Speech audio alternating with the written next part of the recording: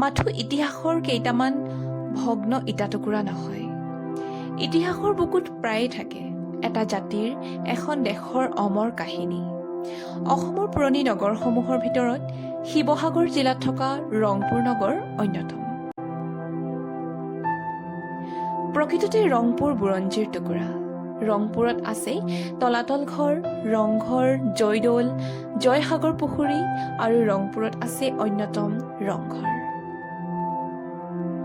ৰংঘৰ হ'ল এটা দুমহলীয়া ঐতিহাসিক পকী গৃহ, যাক আহোম শাসনকালত পেভিলিয়ন ৰূপে ব্যৱহাৰ কৰা হৈছিল। শিৱসাগৰ চহৰৰ পৰা মাত্ৰ ৩ কিলোমিটাৰমান আঁতৰত এই গৃহটো অৱস্থিত। আৰু আজি আমি ৰংঘৰৰ কথা পাতিম। এতিয়াও যদি চেনেলটো ছাবস্ক্ৰাইব কৰা নাই তেন্তে ছাবস্ক্ৰাইব কৰি দিব, লগতে কাষতে থকা বেল আইকনটো টিপি দিব, যাতে আগলৈ এনেধৰণৰ ভিডিঅ' দিলে অতি সোনকালে আপুনি নটিফিকেশ্যন পায়। আহোম সাম্ৰাজ্যৰ অন্যতম ৰাজধানী ৰংপুৰৰ ৰূপহী পথাৰত ১৭৪৬ চনত স্বৰ্গদেউ প্ৰমত্ত সিংহ ওৰফে জাচিংফা ৰাজত্বকালত নিৰ্মাণ কৰা হৈছিল এই ৰংঘৰটো।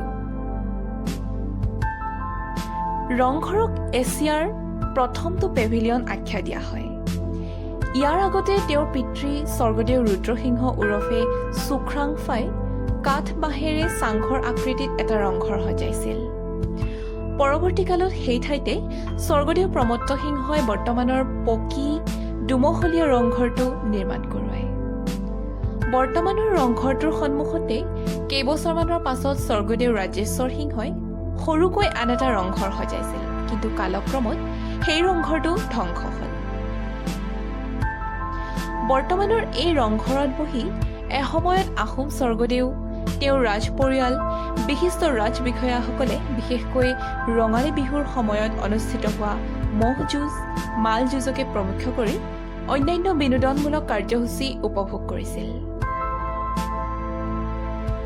অসমৰ প্ৰাচীন কীৰ্তিচিহ্নসমূহৰ অন্যতম ৰংঘৰ।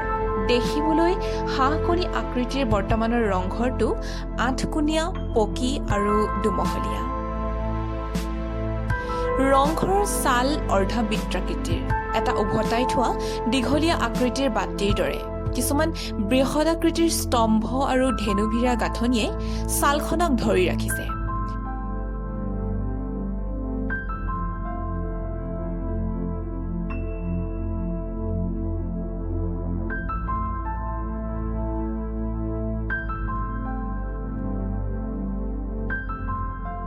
চূড়াত নিৰ্মাণ কৰা মগৰমুখী নাৱৰ আকৃতিয়ে ৰংঘৰৰ সৌন্দৰ্যক বিশেষ মাত্ৰা প্ৰদান কৰিছে।